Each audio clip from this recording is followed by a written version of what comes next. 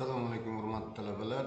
Demak, biz ekigini o'rganishda davom etamiz. Tarmoqlar va tishchalarning hosil bo'lishida oldingi videoni davom ettiramiz.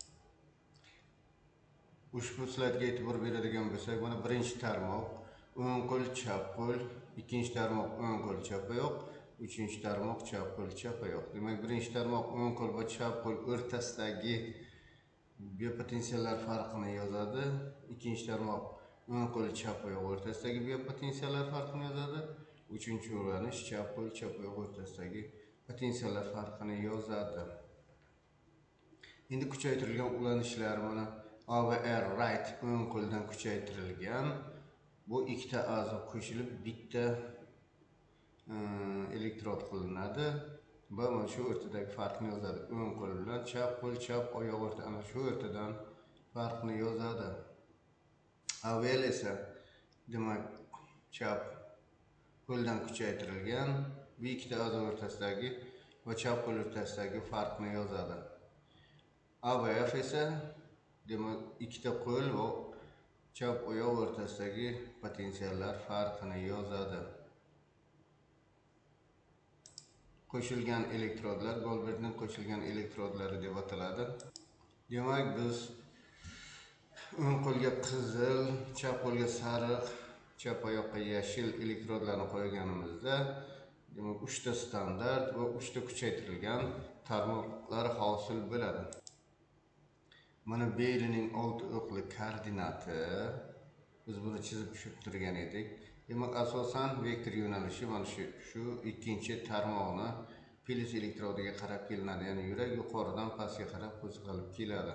Va bu yerda bo'lmachalar qo'zg'aganda musbat petishcha hosil bo'ladi.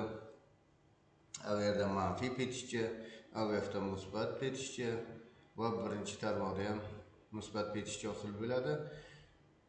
Bu ikkidagi petishcha 1 ga AVF ga 3 ga nisbatan baland bo'ladi. Demak, yurak gorizontal joylashsa,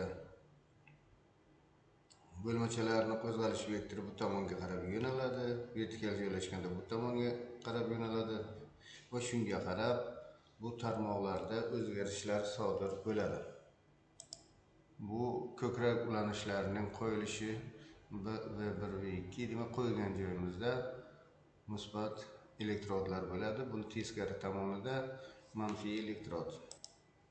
Demak, tishchalarning hosil bo'lishini yana bir ko'rib chiqamiz.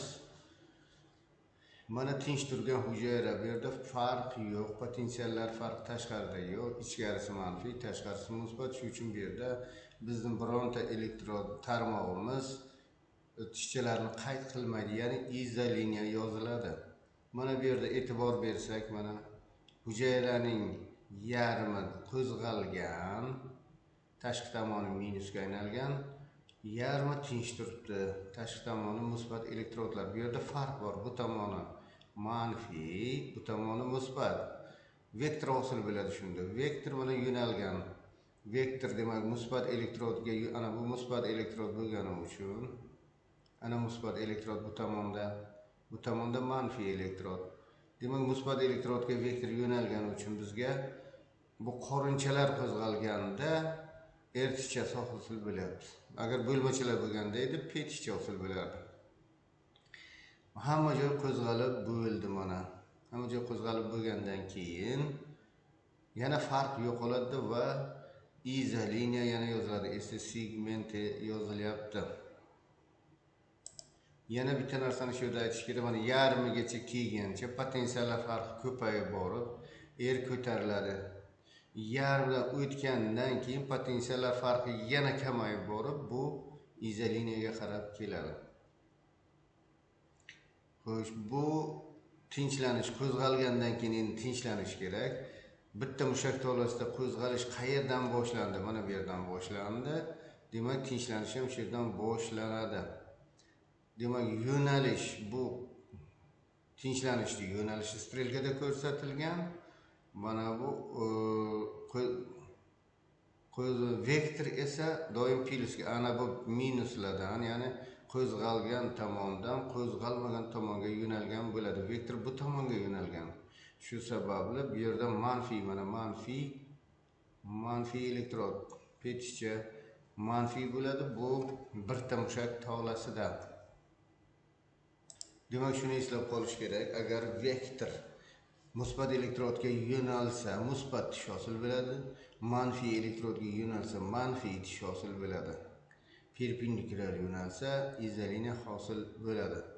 Demak, har bir tarmoqni ikkita tomoni bor deb biz oldingi videomizda aytgan edik.